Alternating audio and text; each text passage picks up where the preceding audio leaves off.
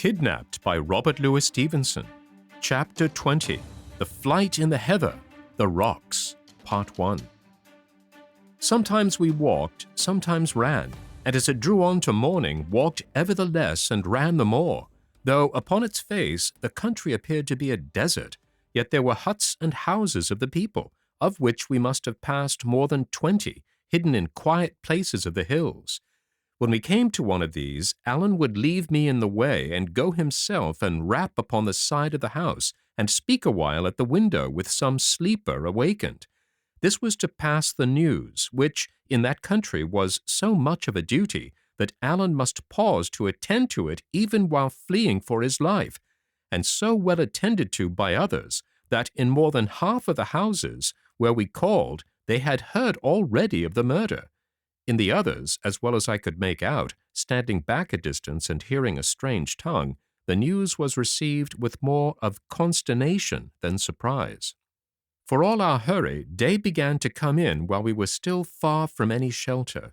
It found us in a prodigious valley, strewn with rocks, and where ran a foaming river. Wild mountains stood around it. There grew there neither grass nor trees, and I have sometimes thought since then that it may have been the valley called Glencoe, where the massacre was in the time of King William. But for the details of our itinerary, I am all to seek, our way lying now by short-cuts, now by great detours, our pace being so hurried, our time of journeying usually by night, and the names of such places as I asked and heard being in the Gaelic tongue and the more easily forgotten. The first peep of morning then showed us this horrible place, and I could see Alan knit his brow. "This is no fit place for you and me," he said. "This is a place they're bound to watch." And with that he ran harder than ever down to the waterside, in a part where the river was split in two among 3 rocks. It went through with a horrid thundering that made my belly quake, and there hung over the linn a little mist of spray. Alan looked neither to the right nor to the left, but jumped clean upon the middle rock, and fell there on his hands and knees to check himself, for that rock was small, and he might have pitched over the far side.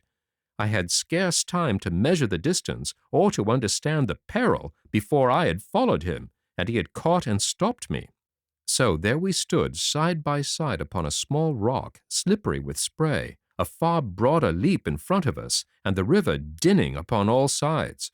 When I saw where I was, there came on me a deadly sickness of fear, and I put my hand over my eyes.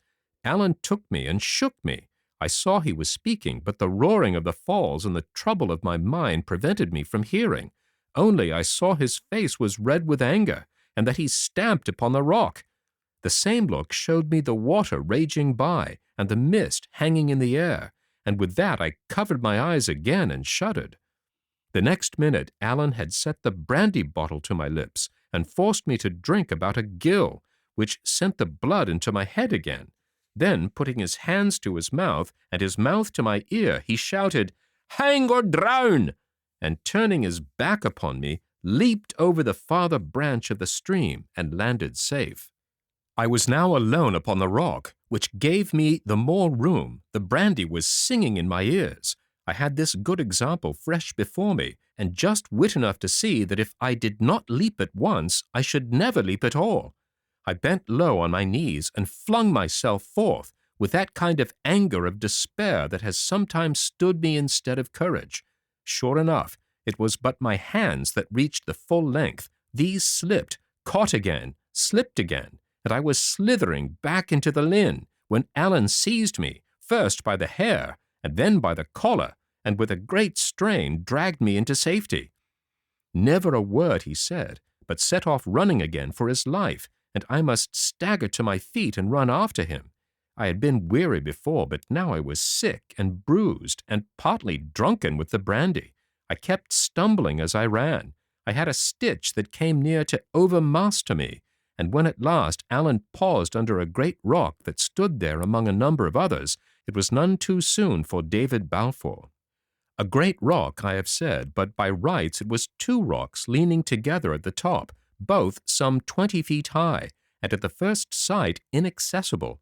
Even Alan, though you may say he had as good as 4 hands, failed twice in an attempt to climb them, and it was only at the third trial, and then by standing on my shoulders and leaping up with such force as I thought must have broken my collarbone, that he secured a lodgment.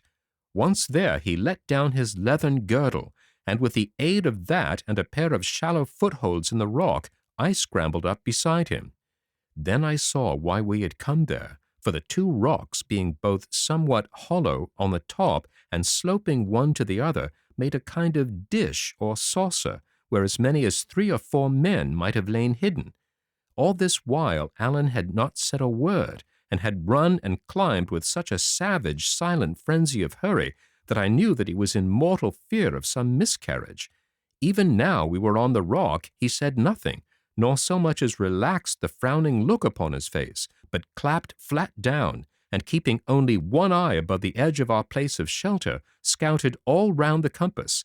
The dawn had come quite clear. We could see the stony sides of the valley and its bottom, which was bestrewed with rocks, and the river, which went from one side to another, and made white falls, but nowhere the smoke of a house, nor any living creature but some eagles screaming round a cliff. Then at last Allen smiled. "Aye," said he, "now we have a chance." And then looking at me with some amusement, "You're no very brisk at the jumping," said he. At this I suppose I coloured with mortification, for he added at once, "Hoots, small blame to ye. To be feared of a thing and yet to do it is what makes the prettiest kind of a man. And then there was water there, and water's a thing that dauntens even me." "No, no," said Allen. "It's no you that's to blame, it's me." I asked him why. "Why," said he, "I have proved myself a gomeral this night.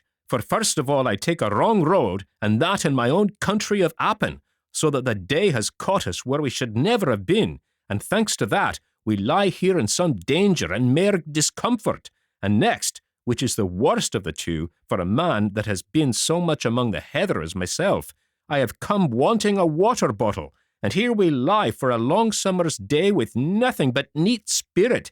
Ye may think that a small matter, but before it comes night, David, you'll give me news of it." I was anxious to redeem my character, and offered, if he would pour out the brandy, to run down and fill the bottle at the river. "I wouldn't waste the good spirit either," says he. "It's been a good friend to you this night, or in my poor opinion, you would still be cocking on yon stone. And what's mair," says he, "ye may have observed, you that's a man of so much penetration, that Allen Breck Stewart was perhaps walking quicker than his ordinary." "You?" I cried. "You were running fit to burst." "Was I so?" said he. "Well then, ye may depend upon it, there was nae time to be lost, and now here is enough said. Gang you to your sleep, lad, and I'll watch." Accordingly I lay down to sleep. A little peaty earth had drifted in between the top of the two rocks, and some bracken grew there to be a bed to me. The last thing I heard was still the crying of the eagles.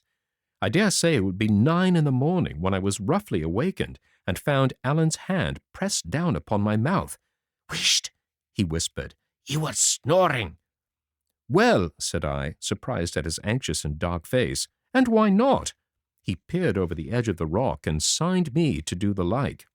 It was now high day, cloudless and very hot. The valley was as clear as in a picture.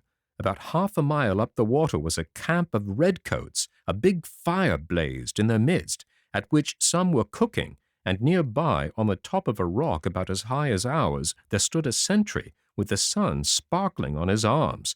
All the way down along the riverside were posted other sentries, here near together, there widely scattered, some planted like the first on places of command, some on the ground level and marching and countermarching so as to meet halfway.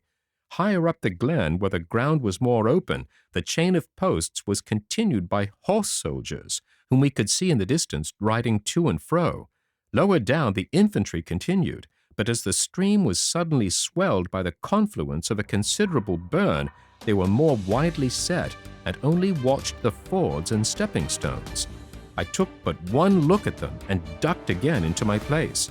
It was strange indeed to see this valley, which had lain so solitary in the hour of dawn, bristling with arms and dotted with the redcoats and breeches. End of Part 1.